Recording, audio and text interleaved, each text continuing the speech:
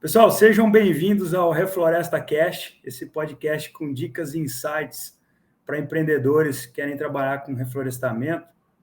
Eu sou o engenheiro Leonardo Furtado e no tema de hoje a gente vai falar o passo a passo para começar a empreender com reflorestamento e você poder faturar até R$30 mil por mês com esse nicho, mesmo começando do zero. E eu gostaria de apresentar para vocês hoje, que está aqui com a gente, o professor Marcelo Caxambu, professor da Universidade Tecnológica Federal do Paraná. Professor, você poderia se apresentar para o pessoal, se você puder falar a tua formação, falar o teu currículo aí para a galera aí, saber quem que é o senhor? Meu nome é Marcelo Galeazzi Caxambu, eu sou professor titular da Universidade Tecnológica Federal do Paraná e eu ministro duas disciplinas, Ecologia Vegetal e Recuperação de Áreas Degradadas. Já fazem 23 anos que eu estou aí e eu ainda sou curador do herbário da universidade. Legal, professor. O senhor é engenheiro florestal de formação, né, professor? Engenheiro florestal de formação, mestrado e doutorado em Ciências Biológicas. Legal, show de bola. O professor Marcelo foi meu professor na minha primeira graduação e é uma satisfação estar com o senhor aqui hoje, uma honra muito grande. Minha disciplina favorita era o reparação de áreas degradadas. E ainda é hoje, né, que eu estou trabalhando com isso, né, professor? É muito bom, muito legal.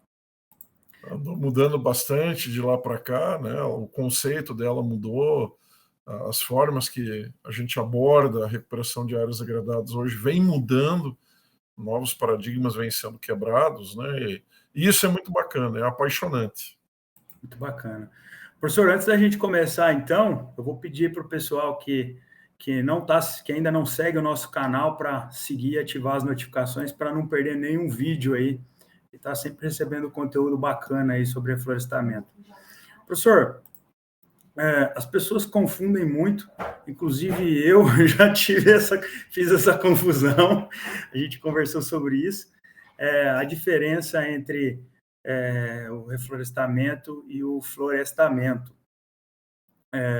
Inclusive, a gente até entrou naquela discussão aquele dia sobre restauração ecológica e reflorestamento, sobre esses conceitos.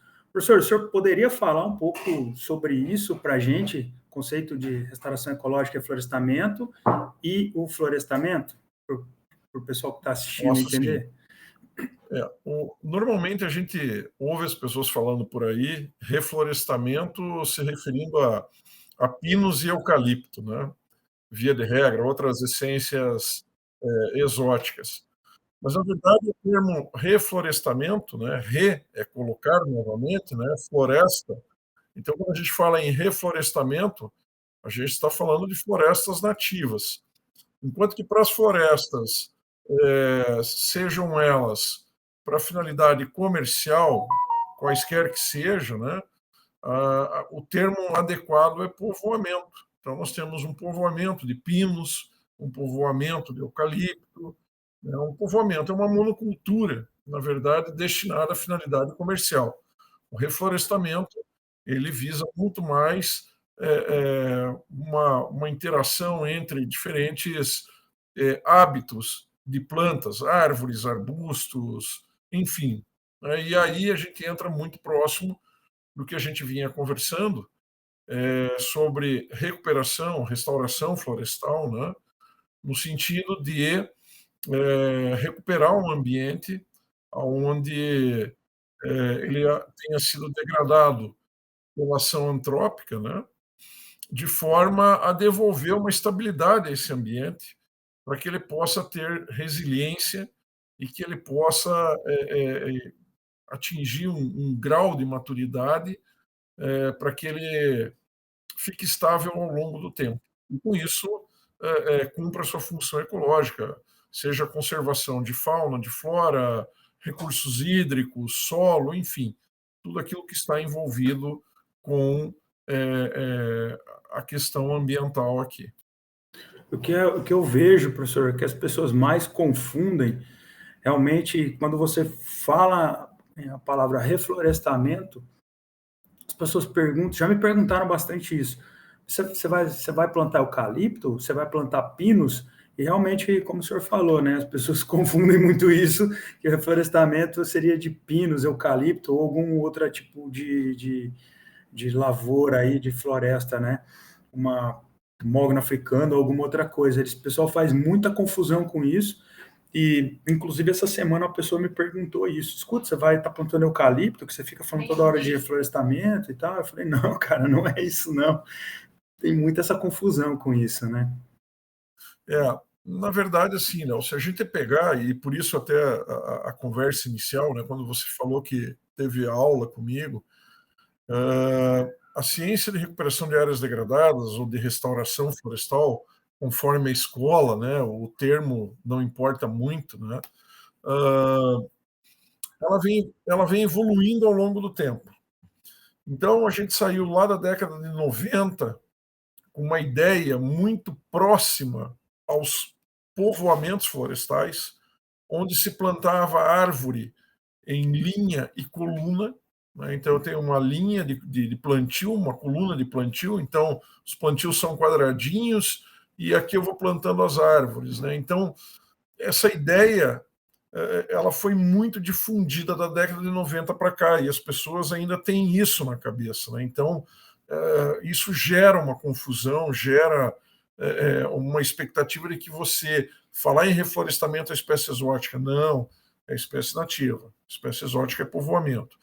E de lá para cá, essas coisas mudaram muito, né? Então, veja, antes a ideia que se tinha de recuperar uma área degradada era simplesmente plantar árvores, né? Muitas vezes sem saber o que estava sendo plantado. E aqui no caso do estado do Paraná mesmo, nós tivemos alguns reveses em função disso, né? Para citar um exemplo, a própria leucena, né, que foi introduzida com a finalidade de recuperação ambiental e que hoje a gente sabe que é uma espécie extremamente problemática, considerada uma das 100 piores exóticas invasoras do planeta, né? Misericórdia. Eu que eu digo aqui em Maringá, quando a gente vai fazer os plantios aqui, todas as áreas, sem exceção, tem leucena. E o pior, você não pode entrar com maquinário pesado para erradicar, né? Tem que entrar com corte raso, não pode aplicar agroquímico, e aí você, depois que faz o plantio, você tem que ficar fazendo desbaste, né? É muito complicado, ela não morre muito fácil. Pela experiência que a gente tem aí, trabalhar com anelamento tem sido uma forma melhor para se trabalhar, porque ela demora ali até uns 6 a 8 meses para, de fato, a árvore morrer, que ela seca completamente, cai todas as folhas, e uma ou outro indivíduo acaba dando alguma rebrota, mas normalmente elas secam mesmo, morrem. E é interessante você trabalhar com isso, porque você ganha um período ali para você plantar alguma espécie de outro estágio sucessional que gosta um pouco mais de sombra ali embaixo dela, e depois, quando você vai fazendo as manutenções, você só vai fazendo um reforço, mais anéis, né? E faz um reforço nos outros anéis, você acaba erradicando. Eu fiz muito isso em eucalipto, tá? Já, e deu muito certo também. Um outro indivíduo que acaba dando rebrota, mas é muito pouco mesmo, não tem muitas assim que acontecem rebrota.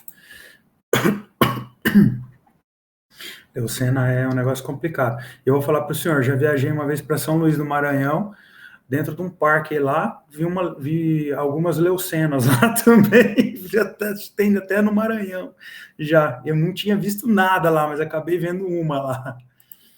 A gente tem que lembrar que o Brasil, né, é um país de dimensões continentais e ela é particularmente problemática aqui no sul do Brasil e no sudeste, enquanto que na região nordeste ela se torna, por um lado, até desejável em alguns casos, principalmente para ser utilizada como, pelo menos parcialmente, né, como forrageira. Então, são coisas do nosso país que é enorme, né? Então, de um lado, ela é uma invasora terrível, de outro lado, ela até é desejada, né? Então, varia muito de local para local, né?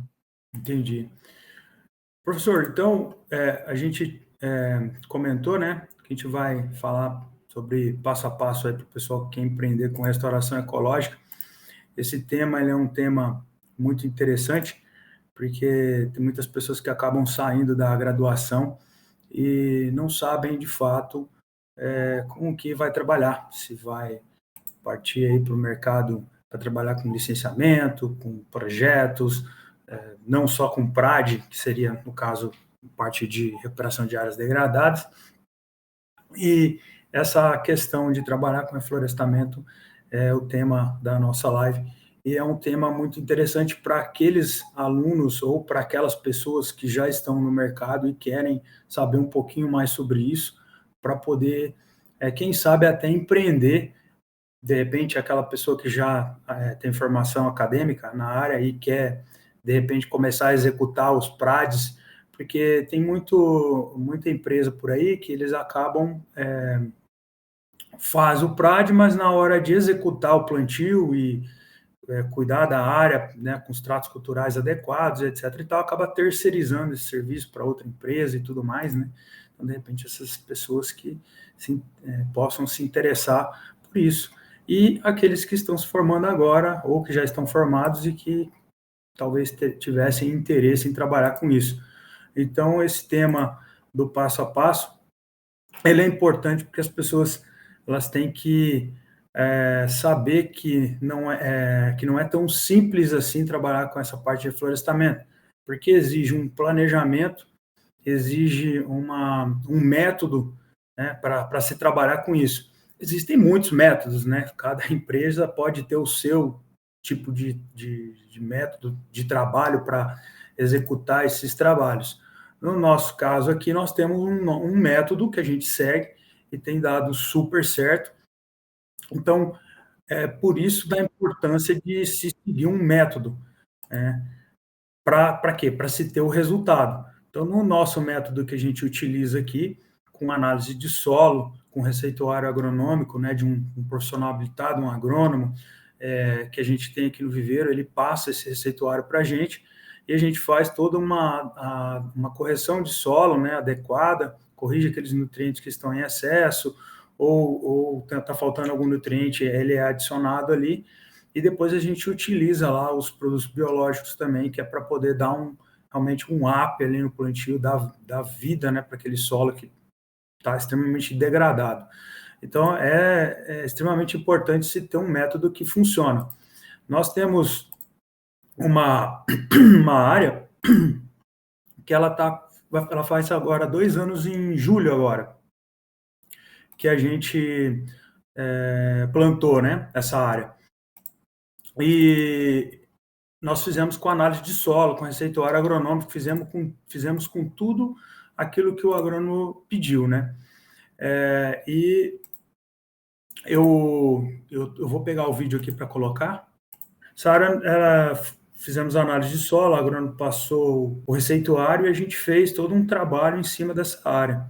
E é uma área que a gente cuida muito bem, ela tem um acero, dá para ver o acero que ela tem pela lateral esquerda, um acero que ela tem na frente ali para evitar fogo, né? Porque as áreas de fundo de vale na área urbana tem muito problema com fogo.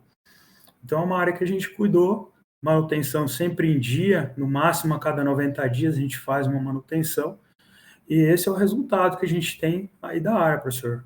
Seguindo esse nosso método aí, seguindo um passo a passo, para fazer com que desse certo aí o plantio. Eu queria perguntar para o senhor que o senhor me fala sobre essa questão do nosso método, que o senhor já conheceu um pouco, a gente já mostrou para o senhor, inclusive alguns produtos biológicos, o senhor fez alguns testes aí, queria que o senhor falasse um pouquinho para a gente aí sobre essa questão de seguir um método e fazer um planejamento adequado aí para fazer o plantio. Bom, Léo, eu vou dizer uma coisa para você. Eu vou primeiro puxar uma questão que talvez você lembre ou não de aula, e aí eu vou entrar nisso que você falou e vou talvez um pouquinho mais além, se você me permitir. Claro, com certeza. Quando eu vou dar aula de PRAD para os meus alunos, existem algumas coisas que eu sempre digo que são importantes. A primeira coisa para você recuperar uma área degradada, parece óbvio, né? Mas muitas vezes isso não é tão óbvio para as pessoas, é que o dano ambiental ele deve ter cessado. Você não tem como recuperar a área degradada se o dano ambiental continua acontecendo, né?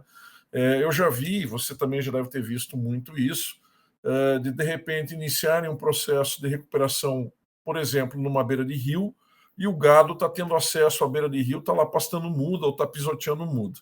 Eu já vi Tá? isso. Então, esse é um problema. Você tem que isolar ou você tem que minimizar ou mitigar o dano que está sendo causado na área antes de passar para o processo de recuperação. Isso é básico. A segunda coisa que você bem disse e que é importantíssima é a questão do solo. O solo é limitante para a vida vegetal, certo? Cada espécie, na verdade, ela tem exigências nutricionais, ela tem exigências em relação à drenagem desse solo.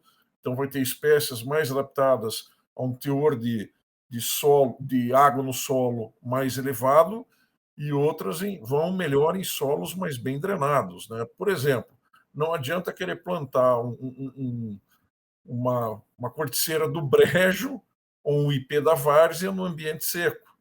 Da mesma forma, não adianta plantar uma peroba dentro da água, que a coisa não vai para frente. Então, tem que haver um certo discernimento nisso. Mas análise de solo e aplicação de biológicos, né, que vem sendo uma tendência, eu vejo com muito bons olhos. Isso acelera o processo de crescimento, diminui a mato-competição, que esse é um problema, né, ao longo da recuperação de áreas degradadas, né? A gente mais ou menos define aí que a pessoa tem que fazer no mínimo 4 intervenções no ano, no primeiro ano, passando para 3, 2, 1.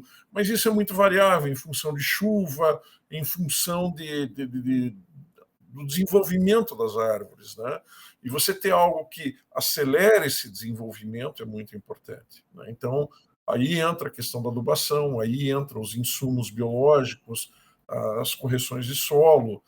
Isso é fundamental no desenvolvimento florestal, certo? Não há o que dizer. Existem áreas que eu conheço onde foi feito plantio, e aí depois a gente até pode falar sobre isso. Tamanho e qualidade de muda também importam, né? Você sabe melhor do que eu isso. Não adianta plantar mudinha de 20, 30 centímetros que a De perda tubete, né? A perda aí chega a dar 50%, 60%, 70% às vezes, né? Então, são situações que não são adequadas, né? Você gasta com mão de obra, você gasta com combate à formiga, você gasta com recursos para manter essa área em processo de recuperação e de repente a coisa não vai bem. Tá? Então, é aquilo que você falou também no início da sua conversa, né? O negócio ele tem que funcionar, ele tem que ser economicamente viável, seja para o empreendedor, seja para o cara que está te contratando, né? O teu cliente. Não adianta ele investir em você e você não conseguir dar retorno, né? Então, esse é um elemento assim, chave no processo. E aí os biológicos certamente entram nesse sentido. A outra questão que a gente sempre deve procurar, e aí isso se ramifica de diversas maneiras, a gente deve obedecer, via de regra, ao bioma onde nós estamos e, preferencialmente, a formação florestal em que a gente está. Isso é extremamente importante, né, professor? Sim, se é floresta estacional, a gente tem que trabalhar com elementos da estacional. Se é umbrófila mista, a gente tem que trabalhar com elementos da umbrófila mista. Porque quando a gente fala em invasora, a ideia que se tem de planta exótica invasora é que nem a leucena. Leucena não é brasileira, né? Ela foi introduzida no Brasil e virou problema. Então, normalmente, esse também é um conceito complexo, porque as pessoas vão pensar que invasor é sempre um organismo que vem de fora do país. E, na verdade, não. Às vezes, invasor é um organismo que está no teu estado, numa condição florestal. Você tira aquele organismo daquela condição e leva para outra, e aí ele passa a se comportar como um organismo exótico invasor, né? A gente já tem casos e mais casos na literatura. Então, tem que se tomar cuidado, né? De repente alguém pode dizer, não, mas você é xenofóbico, você não quer que use nada que vem de fora. Não é essa a questão. Né? a questão a gente tem que pensar muito bem, a gente tem que fazer uma busca bibliográfica muito boa para saber se essa espécie ela não se comporta como invasora em outras áreas. E isso demanda tempo, isso demanda conhecimento. Então, quer dizer... Planejamento, né, professor? Planejamento. Então, de repente, se você começa a fazer a coisa muito na louca, a chance de você cometer erros no meio do caminho também crescem astronomicamente, né? Então, a recuperação ela deve ser pautada no quê? No solo, óbvio, a gente já comentou, na fitogeografia local, preferencialmente, nas espécies de desenvolvimento locais, mas também isso que você também já vem fazendo, né? Trabalhar com espécies de diferentes grupos sucessionais. A gente tem áreas que no passado foram recuperadas usando, ou foram tentadas recuperar usando só plantas de um grupo sucessional. Por exemplo, pioneira, no estado de São Paulo isso aconteceu. O pessoal plantou muita trema micranta na beira de um reservatório lá. Bastante. E achou que só ela ia resolver o problema do reservatório.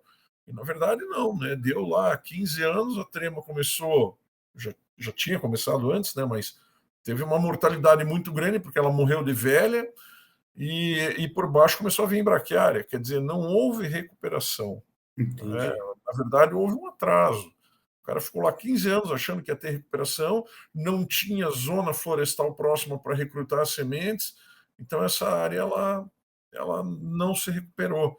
Então, o fato da gente trabalhar com espécies de diferentes grupos sucessionais, pioneiras, secundárias iniciais, tardias, climaicas, ou como você queira classificar isso, existem diversos autores que classificam de diversas formas, mas o importante é usar diferentes grupos sucessionais. A gente tem que lembrar que espécies de crescimento rápido, normalmente elas morrem rápido. Sim. Espécies de crescimento mais lento, elas permanecem por mais tempo no ambiente. Então, e dentro disso a gente deve procurar escolher espécies que sejam importantes para a fauna, porque a fauna que vai fazer o processo, a catalisação desse processo no final das contas. Isso que eu ia comentar com o senhor agora, que a gente teve uma conversa alguns dias atrás sobre essa questão de ter alimento para avifauna e fauna o ano inteiro. Até o senhor me falou de ter a preocupação de escolher as espécies que produzissem, que não produzissem tudo na mesma época do ano, mas sim de forma com que haver produção durante todo o ano, né? Não determinada época uma espécie produz, isso. depois outra, assim por diante, para não faltar alimento para os animais, né? Eu achei muito interessante isso. Isso é importante, tanto do ponto de vista de floração, né, dos polinizadores, como do ponto de vista de frutos, né? O ideal, né? A gente sabe que a gente nem sempre consegue trabalhar com o ideal, né, Léo? É verdade. Mas o ideal seria a gente conhecer a fauna regional, bem conhecidinha, saber o que tem na área, para a gente tentar favorecer esses grupos, né? Sejam aí mamíferos voadores, né, os quirópteros, que são importantes nesse processo, sejam as aves, né? E, eventualmente, outros grupos aí, né, como mamíferos não voadores, que frequentam essas áreas. Isso auxilia dentro do processo de recuperação ecológica. Uma outra coisa que a gente também já conversou, eu até lembro que nas suas férias, você estava na praia, eu lembro. Conversando, para variar, né? Os caras, mesmo nas férias, o cara vai coletar semente, né? E o Léo me fala o seguinte: olha, eu achei aroeira pimenteira aqui na praia, né? E nós temos aroeira pimenteira aqui no Planalto, né? E ele falou: vou levar para aí, material genético, né? Mas aí lembra que eu te falei, tem que tomar cuidado também. Lembro. Porque a espécie da aroeira, em particular no litoral, ela tem um comportamento de abrir, né? Ela é de restinga. E aqui no Planalto as aroeiras elas crescem como árvores. Então, esses biotipos, esses morfotipos, né, são característicos desses ambientes. Eles estão evoluindo nesses ambientes. Quando você traz para cá, às vezes você espera que uma árvore cresça e ela não cresce, ela abre, né? Abre, é verdade.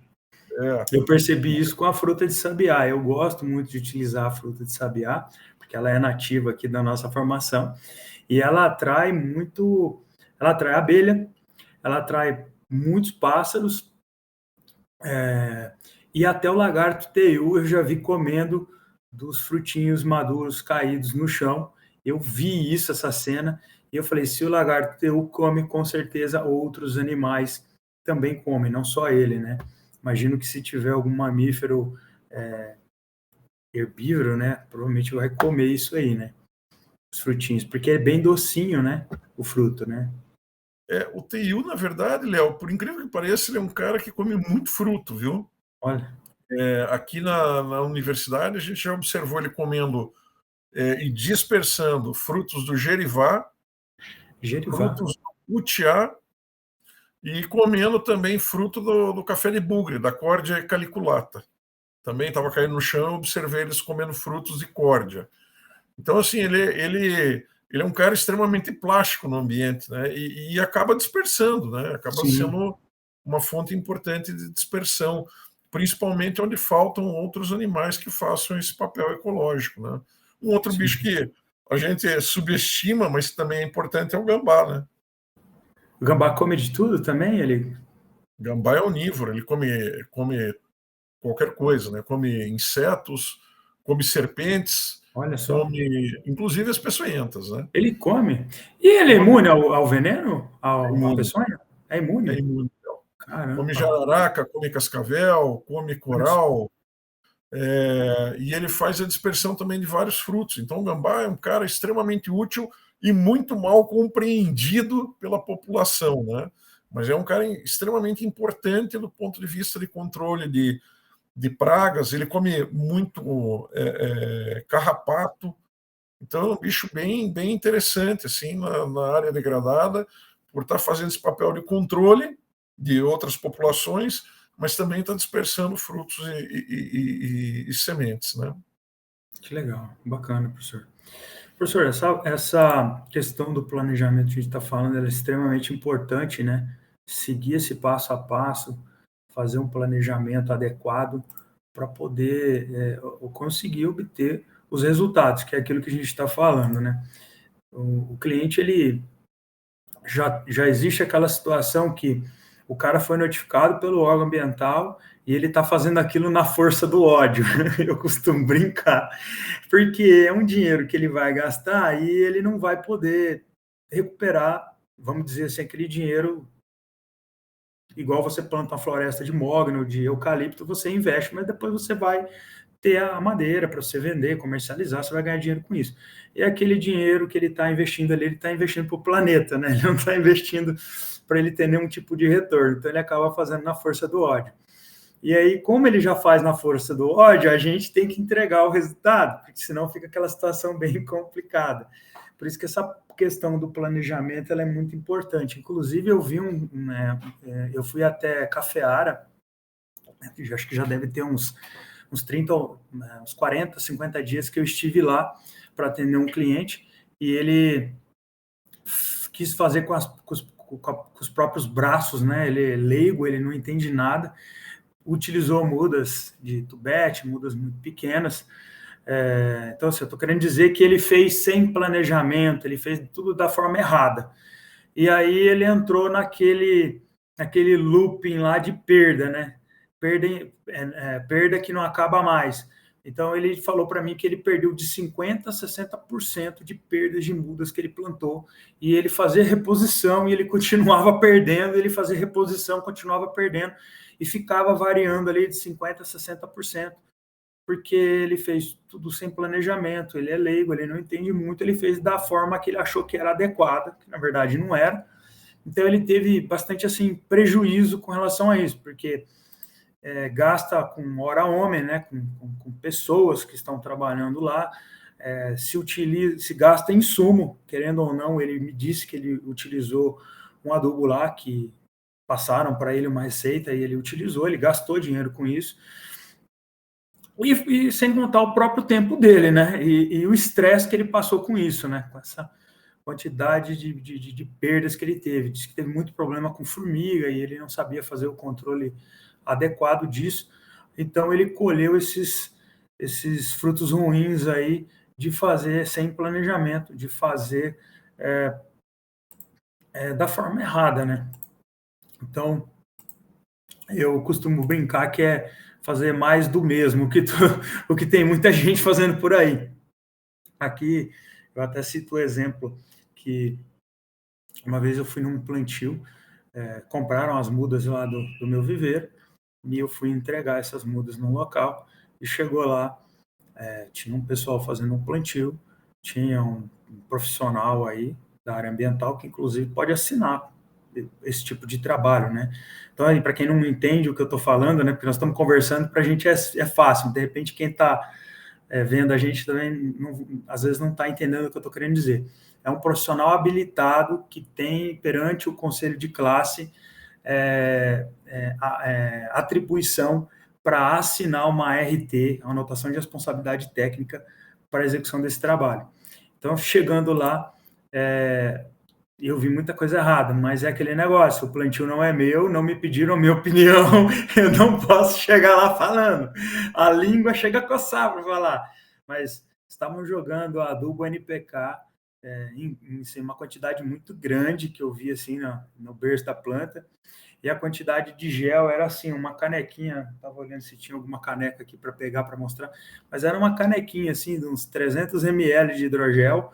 Eu vi aquilo e falei, Jesus, mas o hidrogel, para ele surtir o efeito, você tem que cobrir o torrão da planta, cobrir todo o torrão da planta, depois você joga o solo por cima, porque para que serve o hidrogel? Para ele cobrir o torrão e manter aquele torrão, manter a umidade naquele torrão. Aí estavam usando uma canequinha assim, daí eu perguntei lá para o pessoal que estava trabalhando, né? Obviamente não perguntei para o responsável, porque não queria arrumar confusão ali. Escuta, mas vocês estão usando só essa canequinha? Só essa canequinha. Mas quem que falou? Falou, o pessoal ali que está mandando a gente no serviço. Eu falei, beleza. E a quantidade de adubo que eles estavam usando era muito grande. Então, aquilo ali poderia até atrapalhar o desenvolvimento da muda, por ser um adubo químico, poderia até matar a planta, né? Por excesso, né? Então, fazer do jeito errado é o tal do barato que sai caro. Por que eu falo isso? Porque eu fiz um plantio agora esses dias e nós fizemos coleta de solo, mandamos para o laboratório. Se eu falar para você que foram aproximadamente 1.000 mudas que nós plantamos, eu gastei mais ou menos R$ 1.000 de adubo. É muito barato. Porque às vezes você vai usar lá vamos colocar lá um NPK, lá um 414-8, que é um adubo para enraizamento, né? O pessoal vai lá, coloca, às vezes, um exagero de adubo, às vezes aquela quantidade que você está colocando vai até atrapalhar, como eu falei. E com a análise de solo e com a quantidade certa do adubo, você está dando nutrição para a planta ali por até 1 ano e meio, dependendo. Por que eu estou falando isso? Inclusive, eu estou falando isso porque meu agrônomo me disse isso, porque ele que é o cara que entende, que tem alguns adubos que ele coloca no receituário que ele é de liberação lenta. Então, ele vai liberando lentamente no solo para que a planta se nutra daquilo por mais tempo. Então, ele falou, olha, dependendo aí 1 ano e 3 meses, 1 ano e meio aí, a planta tem nutriente para estar se alimentando. Depois dá para a gente fazer uma adubação de cobertura, né? Posteriormente, obviamente, com o receituário dele, para que seja feito esse reforço de adubação. Isso, se necessário, né? Porque a gente vai aplicando os biológicos em todas as manutenções e automaticamente a gente já está dando esse reforço, né, na manutenção. Então, é bem importante, é isso aí. Eu não sei se o senhor tem algum exemplo para dar aí, mas eu queria ouvir aí algum plantio que o senhor viu o pessoal fazendo absurdos aí. Não sei se o senhor tem história para contar, mas se tiver, eu queria ouvir. Eu não vi, Léo, especificamente dessa forma que você viu, mas eu já Sei. vi plantio sendo feito onde a pessoa não equiparou o torrão à cova. Ou seja, um torrão ficou muito afundado, e aí dá afogamento de colo, mata a planta, ou o torrão ficou exposto aí você tem a chuva batendo nesse torrão aí, cavando, né? Expondo as raízes à radiação ultravioleta e matando a planta também. Então, eu já vi isso acontecer. Já vi muita perda em função disso. Vou contar uma para o senhor, então. Aí preparando aí para não cair da cadeira. Eu sempre atendi uma construtora aqui na cidade, fazendo os plantios, fornecendo mudas e principalmente plantio. Ofereço pacote para eles.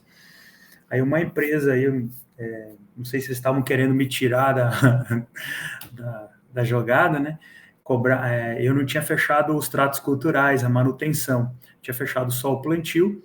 Só que 2020 foi um ano que não choveu, foi uma seca assim terrível, mesmo plantando com gel, fazendo irrigação, teve muita perda de planta lá no plantio, né? Só que eu não fechei a manutenção com a empresa, né? Essa outra empresa concorrente fechou a manutenção. E aí lá precisou trocar umas 60 mudas que tinham morrido. E eles... aí a construtora entrou em contato direto comigo e falou, fornece as plantas lá pra gente e tal. E aí eu fui lá, entreguei as mudas. E depois de algum tempo me ligaram, falaram, olha, cara, tuas mudas tá morrendo tudo lá, nós estamos plantando. Eu falei, escuta, cara, olha, é complicado isso aí, porque vocês compraram só as mudas, não é minha equipe que está plantando. Então, às vezes o pessoal está fazendo alguma coisa errada lá no campo e eu não sei o que o pessoal está fazendo de errado, ele está perdendo planta e aí a culpa é a minha planta que não presta, né? Aí, como aquele empresário que fica incomodado com certas coisas, eu fui para campo olhar o que estava acontecendo. A área estava roçada. Cheguei, vou para um lado, vou para outro e olho, ver se eles não estavam anelando as mudas nas manutenções. Enfiei o dedo na terra lá para ver se estavam fazendo irrigação. Cara, fui olhar se tinha formiga, se tinha alguma praga, olhava nas folhas da planta, no caule da planta, olhava embaixo se tinha algum fungo, alguma coisa. Fiquei louco, falei, eu tava para ir embora já, que eu já falei, cara, não tô encontrando problema, mas eu vou dar mais uma volta nessa área. Aí fui dando uma voltinha ali, de repente eu vi um saco plástico, meio para fora, assim, do solo, assim, próximo do... Falei, cara, coisa errada. Falei, cara, eu vou desenterrar uma muda, depois eu planto de volta. Paciência, se perder, depois perdeu. Eu venho aqui, planto, reponho. Peguei no caule da planta, puxei, saiu com torrão e tudo. A planta estava plantada com saquinho. Os caras plantaram as mudas com saquinho e tudo. Aí era a minha muda que não prestava. Professor, não é história para boi dormir, não é conversa fiada. Eu fiz os vídeos disso aí, tirei foto disso aí. Profissional habilitado. Não sei se esse profissional habilitado acompanhou o serviço. Provavelmente não. Provavelmente contratou um pé de porco lá, velho, você cava um buraco tanto por tanto e planta muda aí, tá aqui o produto, tá aqui o adubo, tá aqui, faz aí. Eu, Leonardo, acredito que tenha acontecido isso. Eu não consigo acreditar que o profissional mandou plantar com saquinho e tudo. Eu não consigo acreditar nisso. Mas acredite, Léo, eu já vi profissionais com pós-graduação, e quando eu falo em pós-graduação, eu não estou falando em pós-graduação lato sensu, estou falando em pós-graduação stricto sensu, mestrado, doutorado, pedindo plantio de mudas com saquinho. Pois é. Isso que você está me falando aí, eu já vi. Caramba. E mais, vou mais longe. Eu já vi acontecer, e se a muda não morre, coisa que às vezes acontece, dela não morrer, você tem lá o cachimbamento e novelamento de raiz dentro do saquinho, a muda se desenvolve, ela arrebenta esse saquinho muitas vezes, quando ela consegue, só que ela não forma sistema radicular. E é uma árvore fadada a cair. Se ela conseguir se desenvolver, deu um vendaval, ela vai para o chão. Ela vem para o chão porque o sistema radicular ele não está completamente desenvolvido, não tem sustentação. Isso eu já vi acontecer. Isso que você está me falando é absurdo? É. Mas eu já vi acontecer com um profissional que orientou o plantio, tá? O profissional da área ambiental, com pós-graduação, stricto sensu, ele orientou a fazer o plantio com saquinho. Por quê? Justificativa para o peão que estava plantando lá. Ah, não, porque o saquinho, se você plantar com saquinho, mantém a umidade. Aí que não vai manter a umidade Aí, mesmo. pois é, mas você está entendendo onde que eu quero chegar? Tem isso, na verdade. Então, até o plantio, né? Não basta você ter uma muda de qualidade. Eu sou suspeito para falar, eu conheço as mudas, né? O Léo, ele não fala aqui, né? Mas ele já doou mudas para a universidade. Eu não vi nenhuma muda do Léo morrer. E olha que na universidade a gente não faz todos os tratos e acompanhamentos que o Léo faz em campo, né? Mas assim, as mudas estão boas, estão indo super bem. Mas eu já vi isso acontecer, da pessoa pegar, plantar e falar, ó, mantém desse jeito aqui, porque a coisa não vai funcionar se você não mantiver. E muito pelo contrário. A pessoa chegou e me falou, mas professor, mandaram a gente plantar assim. Eu falei, mas quem mandou, mandou errado. Quem mandou não sabe o que estou falando. Tá? E assim, uma outra hora eu conto para você o milagre completo, depois que a gente pode falar. Beleza. Mas assim, é tragicômico se você parar para pensar, né? Você gasta recursos, você gasta mão de obra, você gasta hora, você gasta tudo para quê?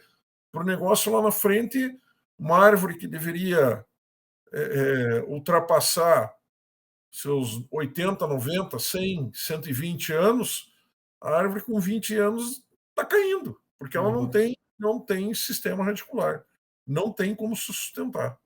Nós mudamos o processo ali, professor, no viveiro. Antigamente a gente produzia as mudas com um saquinho de uma medida, mas assim, pela experiência que a gente está tendo aí com os plantios e com os resultados que a gente está tendo, que a gente tem, na verdade, né? Eu percebo que uma muda de 1 metro, ela vai melhor que uma muda de 1,5 metro, justamente por essa questão do sistema radicular. Porque se você for colocar uma muda de 1,5 metro, o saquinho dela, o balaio, o pessoal chama balainho ou saquinho, né? Acaba tendo que ser muito grande. Uma muda de 1,5 metro, você teria que usar um saquinho aí de 20 por 40, daí fica um saquinho comprido, bem grande assim, né? Para a raiz poder se desenvolver e não ter esses problemas do sistema radicular que o senhor citou. Então, você de repente manter um saquinho menor, um 20 por 35, a muda ela chega a 1 metro, 1,20 m no máximo, não pode passar disso. Você mandar essa muda para campo com o sistema radicular dela, sem ter nenhum tipo de problema disso aí, vai super bem. Então, nós fizemos vários ajustes com relação aos tamanhos dos saquinhos para produzir essas mudas com melhor qualidade. E uma outra coisa que tem que ser observada é aquilo que a gente também já vinha conversando, né, Léo? Por exemplo, uma coisa é Mata Atlântica, outra coisa é Cerrado. Né? Você veja, um IP verde de Cerrado, no início do desenvolvimento, uma muda com 10 centímetros de altura, ela tem algo em torno de 30 centímetros de sistema subterrâneo.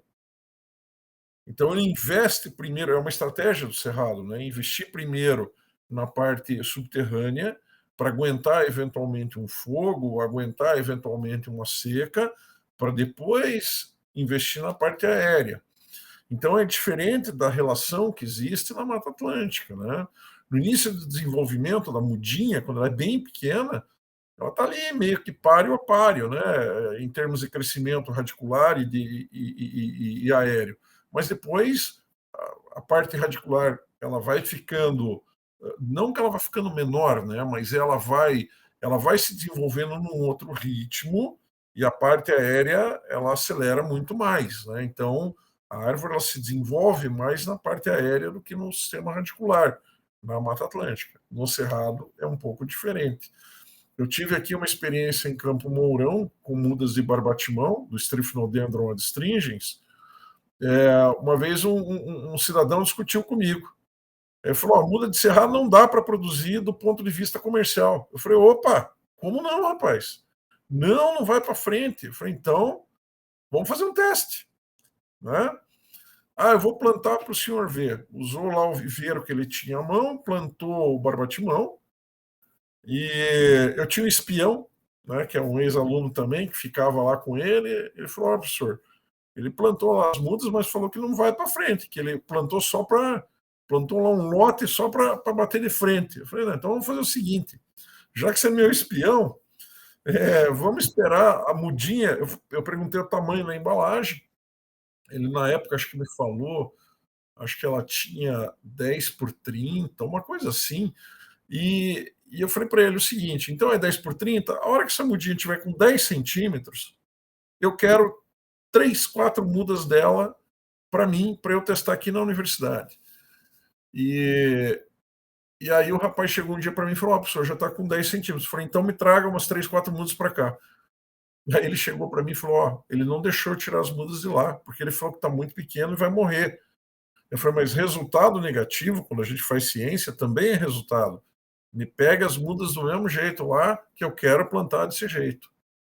Rapaz, deu acho que uns 6, 7 meses, o cara que plantou as mudas chegou feliz da vida lá na universidade e falou assim para mim: professor, eu falei para o senhor que planta de cerrado não ia para frente. Vou levar o senhor no viveiro para o senhor perceber. Cheguei lá, o barbatimão com, sei lá, estava com uns 40 centímetros de altura, todo torto, todo, né, o sistema radicular todo arrebentado, saquinho arrebentado, planta que perfurou saquinho, entrou no solo, mudas de péssima qualidade mesmo. E ele falou assim: isso aqui não tem o que fazer, isso aqui vai ter que jogar fora. Falei para o senhor que não ia para frente. Falei: então tá bom, cara, então não vai para frente. Agora você me dá uma carona até a universidade que eu quero te mostrar um negócio. Aí ele chegou na universidade e falei: lembra que eu pedi 3, 4 mudinhas com aquele tamanho, você não quis me dar? Pois é, mas o rapaz trouxe do mesmo jeito. E eu queria te mostrar como é que elas estão. Aí ele chegou para ver e ficou procurando no chão: cadê as mudinhas? Falei: não, olha para cima. Daí ele olhou e falou: mas não pode. Eu falei: a mesma árvore, o mesmo lote, as tuas estagnaram, né, tiveram problemas aí com 40 centímetros, e as que eu plantei no momento adequado, elas estão com mais de 2 metros de altura. Então, veja, também tem isso, né?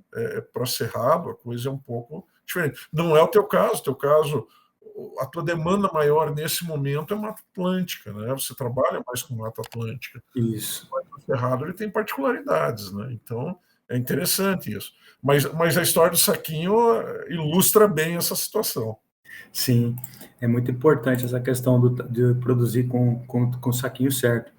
Professor, seguindo aqui a nossa live, antes de falar para o pessoal aí como que eles podem ter resultado, vou pedir para o pessoal curtir aí esse vídeo e ajudar também outros empreendedores ou aspirantes a empreendedores aí na restauração ecológica, né, no dito reflorestamento, para alavancar aí os ganhos aí, a galera ver se consegue faturar de 10 a 30 mil reais com reflorestamento. Pedir para o pessoal se inscrever e fazer parte aí desse grande movimento com a gente.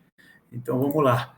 Professor, o pessoal normalmente fica muito perdido com relação a executar o reflorestamento, né? Aí fica com aquela pergunta, pô, cara, mas vocês estão falando um monte de problema aí, um monte de zica que acontece nesses plantios aí. Então, entra aquela questão, a dita pergunta, né? Por onde começar, né? Então, assim, eu, Leonardo, digo que tem que conhecer o processo, que tem que conhecer as regras do jogo. Então, pô, você vai trabalhar com florestamento, igual o senhor está falando, no cerrado. Eu, Leonardo, não tenho experiência com o cerrado. Então, o que eu vou fazer? Eu preciso conhecer as regras do jogo para plantar no cerrado. Planejar, né? Exatamente. Se eu não sei, o professor Marcelo sabe, eu vou procurar o professor Marcelo que sabe, eu vou conversar com o professor Marcelo para me planejar, para executar e fazer com que dê certo. E que eu acho que que esse profissional que o senhor falou, para mim, deveria ter feito desde o início, ficou teimando. Se ele tivesse acreditado em você e tivesse feito, seguido, né, se o senhor tivesse dado as orientações para ele, tivesse seguido isso, ele teria ganho 8 meses, como o senhor falou, de tempo, e estaria com as mudas do viveiro dele todas grandes.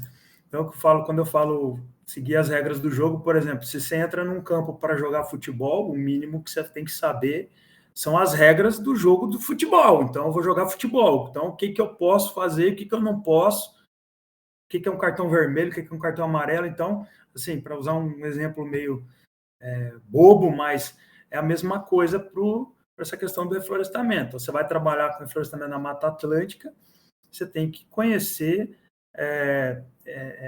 esses pormenores que a gente estava falando lá atrás, questão de formação florestal. Dentro da Mata Atlântica nós temos várias formações, então você tem que conhecer qual a formação você está trabalhando, né? Começa lá pelo bioma. Qual é o bioma? O bioma é cerrado. Não, o bioma é caatinga, o bioma é pantanal, o bioma é floresta amazônica, floresta amazônica mesmo, tem um monte de formação lá dentro, né? Tem aquela parte de florestas inundadas lá. Imagina, você planta uma árvore lá, onde aquela área se inunda lá 6 meses do ano, fica embaixo d'água. Você planta uma muda que não tem resistência, aí você vai perder. Então, é disso que nós estamos falando, essa questão de planejamento, de entender como é que funciona tudo isso, para não entrar numa furada, para não tomar na cabeça, porque isso é um negócio. Então, o empreendedor, ele te procura, ele acredita que você é um profissional habilitado, que você é um profissional que vai resolver o problema dele, ele já está fazendo aquilo na força do ódio, que ele não quer fazer, mas ele precisa, porque senão ele dá, se ainda mais tiver Ministério Público na jogada, né, que tem alguns casos aí, que além de ter a multa ambiental, ainda está respondendo no Ministério Público criminalmente, e aí tem que fazer mesmo, porque senão daí está lascado. Então, tem que tomar certos cuidados, porque o cliente está fazendo um investimento, e dependendo do tamanho do plantio que você vai fazer, se investe muito dinheiro. E o tempo passa e depois o cliente quer o resultado, porque ele precisa arquivar o processo dele no Ministério Público, ele precisa pedir uma vistoria para o órgão ambiental para que ateste que essa área realmente foi recuperada, né? Então, isso não é brincadeira o que a gente está falando aqui, é muito sério, né? Já aconteceu comigo de dar... Porque aqui em Maringá, onde a gente atua, o órgão ambiental que cuida é a prefeitura, é o Instituto Ambiental de Maringá. Então, eles exigem que seja um mínimo de 3 anos ou até atingir o porte de sustentabilidade. Já aconteceu de dar 3 anos e nós não conseguirmos entregar a área. Por quê? Porque passou por uma série de problemas. 2020 não choveu, foi muito difícil, foi um calor, não sei se o senhor lembra, aquelas máximas de temperaturas, aqui em Maringá chegou a bater 40 graus. Então, não chove, nem no verão, um clima insuportável de quente, parecia que estava no deserto, e as mudas não resistem. Então, a área do cliente também pegou fogo, parte das mudas morreram, depois a gente teve que fazer reposição, sem chuva, com todo esse problema aí que a gente teve. Então, deu 3 anos, a gente não conseguiu entregar a área. A prefeitura fez uma vistoria, o engenheiro florestal da prefeitura disse, olha, você tem que continuar cuidando da área. Eu recebo 50% da área, mas o restante vocês têm que continuar cuidando, porque não tem condições, a área não está no recomendado, né, para parar os tratos culturais. Daí a gente teve que cuidar dessa área por mais um tempo, o cliente não ficou satisfeito, mesmo você apresentando os relatórios. O que eu costumo fazer? Quando eu faço as manutenções, os tratos culturais na área, eu não sei se os outros profissionais fazem isso, mas aí é uma das dicas que eu dou aí desse passo a passo do negócio. Você vai fazer os tratos culturais na área, você fez a roçada, fez o coroamento, vamos supor, morreu 5 mudas, você trocou 5 mudas, plantou com gel, fez toda aquela adubação adequada de acordo com o receituário agronômico que você já tem lá em mãos, aplicou lá os biológicos. O que a gente faz lá no escritório? Monta um relatório completo. Olha, foi feita a roçada no dia tal e no dia tal, 2 dias de serviço. Foram trocadas 5 mudas que morreram, foram plantadas espécie tal, tal e tal. Foi feito o coroamento, foi feita a aplicação dos biológicos, fotos, no mínimo de 5 a 6 fotos que a gente coloca no relatório. Colocando tudo que a gente fez, a gente protocola isso junto ao órgão ambiental, e a gente pega um protocolo disso. Daí a gente grampeia isso e guarda. Quando eu tive problema lá atrás, e o cliente ficou bravo, porque a gente precisou cuidar por mais tempo da área dele, a gente só apresentou os relatórios para ele. Falou, a gente joga todo mês no e-mail e manda para você, mas está aqui, ó, vou te mandar a cópia dos relatórios dos 3 anos. Se o senhor não leu, agora é a hora do senhor ler. Tudo o que aconteceu na área. Inclusive o registro, quando pegou fogo na tua área, está no relatório. Então, tem todo um histórico ali. E o teu cliente ele não pode falar que desconhece aquilo ali, né? Porque ficou tudo documentado. E quando você protocola algo no órgão ambiental, de praxe que o fiscal ele vai lá na área para olhar. Ah, pegou fogo, ele vai lá e aí tem um relatório dele. Olha, realmente atestamos que pegou fogo na área. Solicitamos que seja feito o replantio das mudas que morreram. Aí ele coloca lá as recomendações, fazer o plantio em período de chuvoso, ou caso faça em período de estiagem, deve ser feita irrigação. Ele coloca as recomendações que você tem que seguir, né? Então, essa questão é muito importante, esse cuidado, eu acho. Eu vejo aí que tem muita empresa, muito profissional que não faz isso, e depois para você justificar para o cliente fica até mais difícil, eu acredito.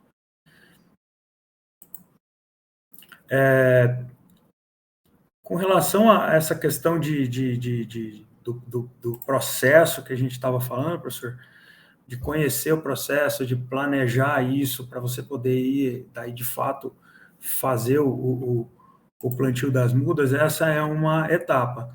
Só que antes disso tem a questão do negócio, né? Então tem muito profissional que às vezes não consegue chegar nisso, né? No plantio, porque ele não se preocupou com o negócio, né? O que eu estou querendo dizer é saber vender o serviço dele, né?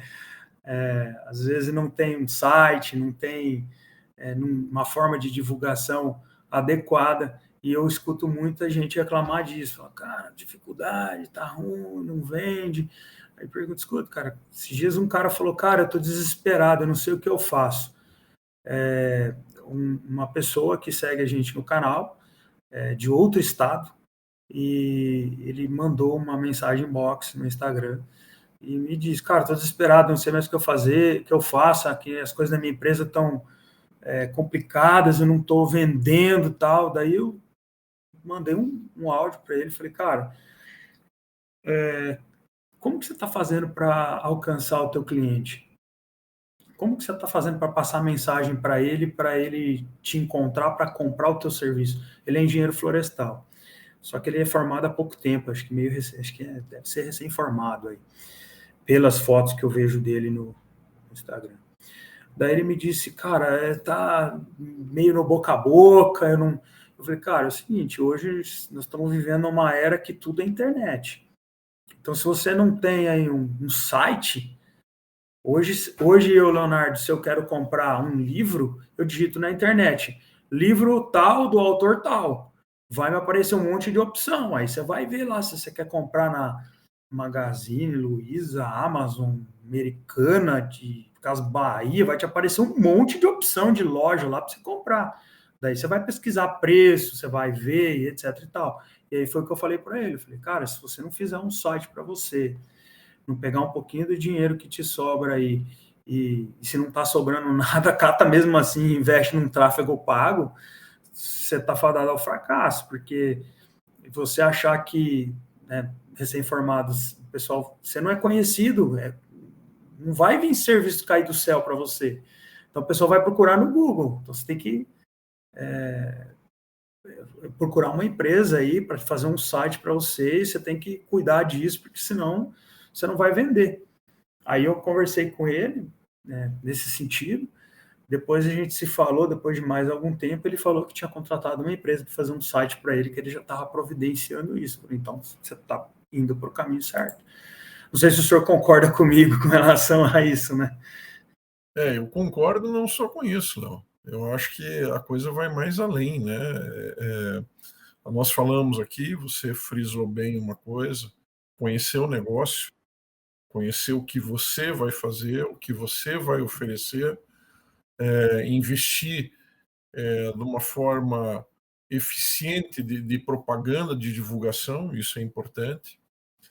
Mas é importante também, né, eu acho que o grande insight aqui que a gente observa, né, também,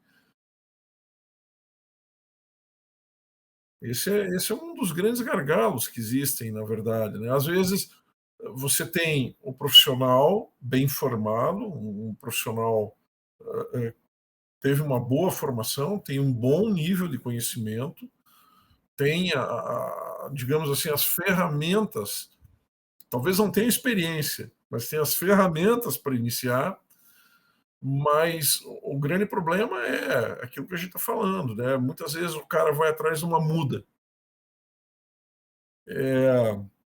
O que tem no mercado? Mudinha em tubete, pequenininha, que vai dar aí 60%, 70% de perda no campo, mesmo você cuidando, estando lá, colocando água todo dia, né? Perde, a gente sabe disso. Então, eu acho que você ter elementos que te auxiliem nesse processo, um bom viveiro, uma boa fonte de mudas, né? Mudas de qualidade, mudas onde haja um mínimo de cuidado em termos de preocupação com todas as questões que a gente falou, seja de ecótipo, seja de até os aspectos genéticos, né? Você pode falar assim, mas isso é um negócio absurdo se preocupar com a questão genética. Não, a gente já vê em arborização urbana acontecendo problemas porque está se replicando mais do mesmo, entende? É planta que está tendo doença, que não está desenvolvendo adequadamente. Então, a coisa vai ali, desde a semente de qualidade. Problemas do sistema radicular é o que mais tem, né, professor? Na arborização urbana, né? Em Maringá dá um vendaval, já cai. A arborização urbana é uma outra coisa à parte, né? Dá pra gente eu sempre brinco. A arborização urbana é uma escolha de venenos. Qual veneno você quer? A ou B? Você vai ter que escolher. O que eu quero dizer com isso? A maior parte se a gente pegar, agora eu vou desviar um pouco do que a gente está falando, mas pensa o seguinte, na arborização urbana, a legislação na maioria das cidades pede para a árvore ir para campo com 1,80 m. Você não tem embalagem para 1,80 m. Aí o que acontece? A árvore vai com 1,80 m para a rua. Se o cidadão que vai plantar tiver um mínimo de consciência e deixar 1 m², pelo menos, ali para ela, a ABNT fala em 70 centímetros quadrados, era 1 m², reduziram para 70. Aí o cara me planta uma árvore que muitas vezes ele nem sabe a altura que ela vai ficar, o tamanho que ela vai ficar, mas essa árvore está com o sistema radicular todo comprometido, porque ela ficou numa embalagem até alcançar aquela altura de 1,80 m para ninguém bater a cabeça, né? Então, quer dizer, você livra a cabeça, mas o pé está errado. E aí, o que acontece? O sistema radicular todo enovelado, cachimbado, chega um determinado ponto da vida desse vegetal que ele vai para o chão. Ou então ele vai levantar a calçada, aí o cara vai lá chiar com a prefeitura que levantou a calçada, ou a prefeitura vai chiar com ele, porque ele é responsável pelo calçamento, vai ter que quebrar a calçada. Tem gente que corta a raiz nesse processo. Professor, eu vou falar uma coisa para o senhor. Eu já comprei muda de outro estado aí. Eu não vou falar qual estado é, porque tem gente aí que vê a gente aí do Brasil inteiro. Mas veio mudas de outro estado, tanto as de fundo, as para fundo de vale, quanto as para arborização, tanto para os dois casos. Eu estourei torrão para olhar o sistema radicular da planta. Não tem, professor. Tem lá 3, 4 fiozinhos de raiz e o pivô central dela está encachimbado e cortado. E a ponta está cortada. Porque é uma muda que eles deixaram na embalagem pequena, aí a raiz conseguiu estourar o saquinho, estava mamando no chão. Aí eles cortaram e é ridículo o sistema radicular. Aí por isso que dá problema na arborização urbana e também no fundo de vale, porque como o senhor falou, essa muda aí daqui uns bons anos, quando a muda conseguir se desenvolver e crescer, deu um vendaval muito forte, uma chuva muito forte, que aqui em Maringá, quando chove, bairros ficam sem energia. 400, 300 árvores que caem na cidade. O senhor deve ver as reportagens aí quando sai, né? aqui a cidade vira um caos, a prefeitura faz força-tarefa, é uma loucura, cara, é uma loucura. Em geral, isso, a arborização urbana é geral esse problema. Mas voltando então a essa questão, Léo, que para a gente não derivar tanto, essa questão da muda de qualidade é um problema que a gente enfrenta hoje, né? Você ter mudas para recuperação ambiental que tenham qualidade, que você tenha diversidade. Uma pergunta que às vezes me fazem muito, né? Os alunos fazem: quantas espécies eu devo plantar? Não tem um número de espécies, quanto mais melhor. Quanto mais interações você atingir, melhor, né? Mas pelo menos aí umas 30 espécies, 40 espécies seria distribuídas aí em diferentes grupos, né, sucessionais, seria o ideal. Nós trabalhamos com no mínimo 40 aqui. Então, é o ideal, é o mínimo, né, para você ter algo que a longo prazo consiga cumprir com a função ecológica. Hoje, o que eu vejo pela tua fala, por exemplo, e o que eu vejo da própria legislação, né, a nossa legislação ela é fantástica, mas ela não é seguida, se você for ver. Quando a gente fala que recuperar o ambiente é dar estabilidade ao ambiente, é uma estabilidade ecológica, o que você entende por isso? Qual é o parâmetro para você avaliar a estabilidade ecológica no ambiente? E aí é que a gente fala que a recuperação, na verdade, ela tem que passar também por uma fase de monitoramento, e essa fase de monitoramento, muitas vezes, ela é deixada de lado. O cara plantou a árvore, visualmente, cresceu, tchau, já era. E não é assim. Né? A gente tem que entender que aquilo, como que só o fato da árvore ter crescido é o suficiente? O ambiente está recuperado só porque você colocou uma árvore nele? Eu tocou no ponto que eu já ia comentar, essa questão do pós-plantio, né? O monitoramento dos estratos culturais, que é extremamente importante. Porque plantar, você planta, seguiu ali o seu método de plantio, você fez, mas o negócio é o depois, né? E isso é um capítulo à parte, na verdade, uma discussão à parte, né? Mas é algo importante também dentro desse processo. Eu sei que você faz o acompanhamento dos plantios ao longo dos anos, aí 3, 4 anos. Existem diversos métodos para você fazer isso e, eventualmente, comprovar que a área está, sim, em processo de recuperação ambiental. Né? Os mais variados você pode utilizar. Né? Eu já vi gente usando até monitoramento de ácaro em plantio para saber se a área estava em processo de recuperação. Nossa. Aí é outra. Isso eu não conheço, mas é um negócio bem aprimorado isso, né? Normalmente se usa indicadores ambientais bons, por exemplo, aves é um bom indicador, se aumentou a população de aves, se você tem menos aves generalistas, mais aves florestais, borboletas são bons indicadores, eventualmente qualidade de ar, dá para você trabalhar com um monte de coisa aí, né? Entendi. Nossa, caramba, tem bastante indicadores aí. Nós monitoramos a área, fazemos os tratos culturais, mas, na verdade, a gente aqui, quando dá os 3 anos, nós pedimos a vistoria, vamos dizer assim, a vistoria final, né? Aí o fiscal vai, se o fiscal disser que a área está apta, aí ele vai dar um documento, um ofício, né, um parecer dizendo que a área está apta. Caso contrário, ele vai pedir para que seja dado continuidade nos tratos culturais dessa área. Daí nós continuamos a manutenção nessa área. Então, assim, a gente não somos nós, profissionais, que falamos para eles se a área está ou não apta, né? Aí, nesse caso, é o parte da vistoria do fiscal, do engenheiro agrônomo ou florestal da prefeitura, que é eles que vão fazer esse julgamento. A gente escreve o relatório dizendo que está apta, né? Mas a palavra final é do técnico da prefeitura ou do Instituto Água e Terra, que faz a fiscalização disso aí, né? A gente não... se ele disser que não, aí, infelizmente, não tem muito o que fazer. Normalmente, o cliente já sabe que normalmente se entrega a área com 3 anos, eles ficam daí colocando pressão para que a gente que solicite uma vistoria fiscal, para tentar, vamos dizer assim, se livrar logo da área, porque ele não quer ficar mais gastando com tratos culturais. Então, é de praxe, dá 3 anos, todo cliente solicita, eles já sabem mais ou menos como é que funciona, o pessoal, antes de assinar o TAC lá, eles dão uma leitura, né? Só que eles não sabem, parece que, interpretar texto, né? Eles só entendem a parte 3 anos ou até atingir o porte de sustentabilidade. Aí, uma vez, um cliente me disse, mas lá no papel que eu assinei, estava falando 3 anos. Eu falei, o senhor não lembra da parte ou até atingir o porte de sustentabilidade? Eu não vou nem ler o TAC que você assinou. Vai lá na parte lá onde está 3 anos ou até atingir o porte de sustentabilidade. Eu tenho certeza do que eu estou falando.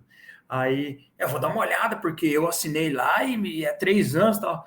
Aí, no outro dia, liguei, e o senhor leu o documento? Não, eu li o documento, ela está falando isso mesmo. Falei, então, porte de sustentabilidade até que a área não necessite mais de tratos culturais. E, infelizmente, a sua área ainda está precisando de tratos culturais. Não tem jeito, tem que continuar cuidando. O cara fica bravo, mas não tem que fazer. Tem que continuar, né? É assim que, sim, com certeza. Que faz, né? Essa questão dos tratos culturais. Aí, professor, o pessoal que me pergunta de vez em quando, né? Quando que pode dar o primeiro passo para o primeiro passo a passo para empreender com restauração ecológica? E eu sempre falo, né? É hoje. É aquele mesmo negócio. Qual é o melhor dia para você começar a academia? Hoje. Qual é o melhor dia para você começar a trabalhar com reflorestamento? É hoje, cara. Não é amanhã, não é depois de amanhã, é hoje. A ideia do negócio é começar hoje. Ah, mas como que eu vou começar? Cara, vai começar hoje. Vamos atrás. Aí, como é que você vai se planejar? Como é que você vai divulgar o teu negócio? Como é que você vai fazer os seus plantios? Aonde você vai comprar muda? Como que você vai comprar muda? Nós estamos falando aqui de muda de qualidade. Eu já falei, e tem vários vídeos aí no meu Instagram falando alguns cuidados para se ter na hora de comprar mudas, e uma delas é o Renazem. Então, normalmente, um viveiro que tem Renazem, ele teve vistoria do Ministério da Agricultura, passou por vistoria técnica, e ele foi um viveiro que se enquadrou dentro das normativas do Ministério da Agricultura. Então, ele tem uma licença para produzir e comercializar muda. Então, assim, em teoria, ele teria mudas de boa qualidade, vamos dizer assim, né? Nem sempre é assim que funciona, mas... Então, eu sempre falo para o pessoal, procure viveiros aí que tenham Renazem, para você não se meter em fria, porque existe uma série de pegadinhas no meio disso aí, né? Uma das coisas que eu falo, tenha um profissional habilitado para te dar um receituário agronômico e seguir todos esses passos que a gente falou aí. Já tem 1h13 de live aí que nós estamos conversando, estamos falando aí de problemas e soluções, que seria aí um passo a passo para o pessoal seguir, fazer esse planejamento. E com certeza, se planejar aí, quem for começar a empreender com isso, com certeza tira mais de 30K por mês aí, fácil.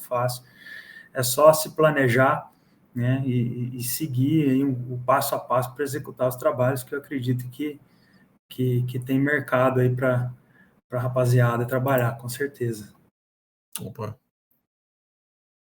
E aí, professor, você quer falar mais alguma coisa? Não, eu acho que o recado está dado, né?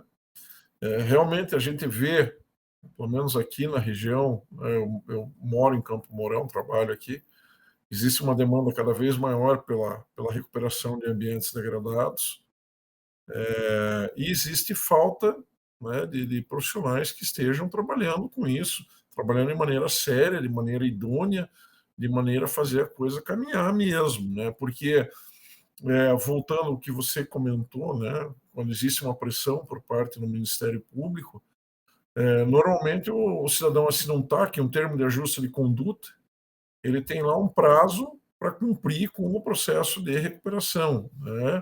E depois disso há uma fiscalização para ver se aquela área ela está adequada do ponto de vista ambiental. Então,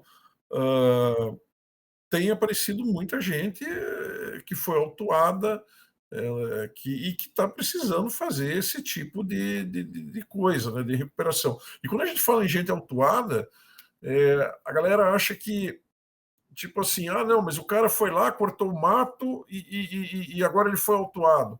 Não necessariamente.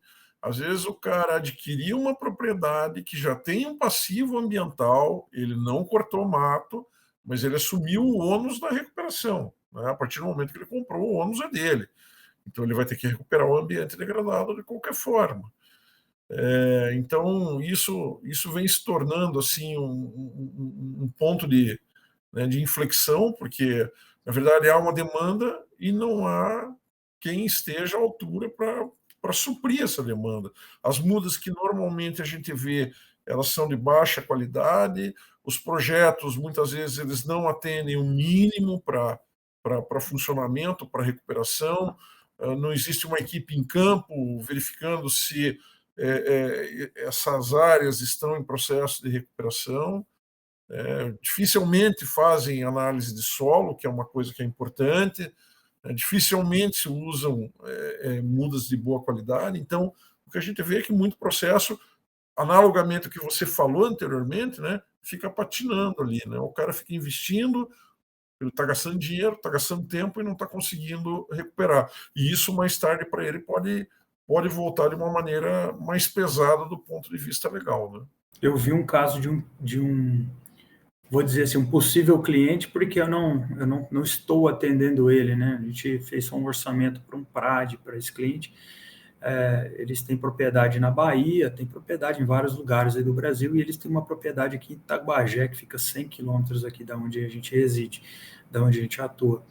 A propriedade lá tem 35 hectares para recuperar. É uma propriedade bem grande, e 35 hectares não é uma área pequena, estamos falando de uma área muito grande, estamos falando de 35 campos de futebol. E o agrônomo dele nos procurou, para você ver, Itaguajé, 100 quilômetros de distância, foi achar a gente aqui. Daí a gente chegou a fazer o orçamento e tudo do plantio.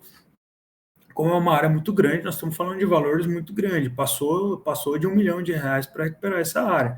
Estamos falando de muda grande, nós estamos falando de um local que tem um solo, que é o arenito, que é um solo, ali já Itaguajé é divisa com o estado de São Paulo, é um solo extremamente arenoso, assim, para ser bem, assim, literal com o negócio, solo extremamente arenoso. Então, você imagina você comprar matéria orgânica para 35 hectares de terra, é matéria orgânica pra caramba, você precisa de matéria orgânica para utilizar num solo desse, e vai ser uma adubação mais reforçada, né? Porque não tem nutriente no solo, é um solo que é mais de 90% de areia, né? Não tem praticamente quase. Acho que tem 2 ou 3% de argila quando dá bom. E o resto daí é areia e outros minerais, né, que fala. E realmente ficou bem caro lá o plantio. A gente está conversando, não vou dizer que estamos em negociação, mas a gente está conversando porque o Ministério Público deu um prazo para ele justamente comprou a propriedade com passivo e sobrou para ele fazer a recuperação dessa área. Agora ele está com passivo de mais de R$1 milhão na mão dele. Eu acho que ele não está muito desesperado, porque, como eu disse, ele tem propriedades grandes em outros lugares do Brasil, que ele trabalha com outras culturas, e ele sabe que ele vai ter que resolver o passivo agora, não tem para onde correr. E esse é um caso que eu estou citando para o senhor. Então, assim, tem um monte de outros casos, assim. A cada 3 meses eu atendo aí pelo menos uns 2 clientes aí que estão no Ministério Público.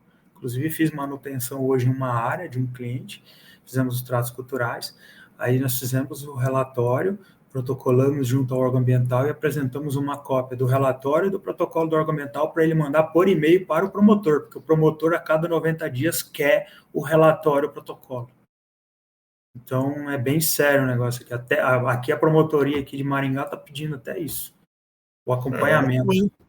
É uma promotoria atuante, isso é importante, né? Se a gente pensar em termos de direito difuso, né, que é o direito ambiental, que é um direito de todos nós, né, é importante que seja atuante mesmo. Então aí tá bastante atuante nisso, né? Então tem muitas oportunidades aí. Mas é isso aí, professor. Eu vou agradecer a presença virtual do senhor ter participado aí, ter aceitado fazer essa live. Um prazer muito grande a gente poder fazer essa live aí. Agradecer aí o pessoal que está assistindo. Eu que agradeço, professor, que é isso. Agradecer o pessoal que está assistindo aí e falar para o pessoal que a nossa próxima live vai ser dia 15, quinta-feira, às 20 horas. A gente tem outra live e vai ter outro convidado aí que a gente vai chamar também para a gente falar aí sobre reflorestamento também. Professor, muito obrigado. Vou pedir para o pessoal que está seguindo a gente aí compartilhar o link aí com os amigos e os empreendedores da área ambiental para assistir isso aí, que tem muito conteúdo bacana aí nessa nossa live de hoje. Professor, muito obrigado, de verdade, pelo seu tempo, por estar aqui comigo. Boa noite para você, boa noite para os nossos convidados, para todos. Boa noite. Obrigado, professor. Um abraço. Até logo. Até mais.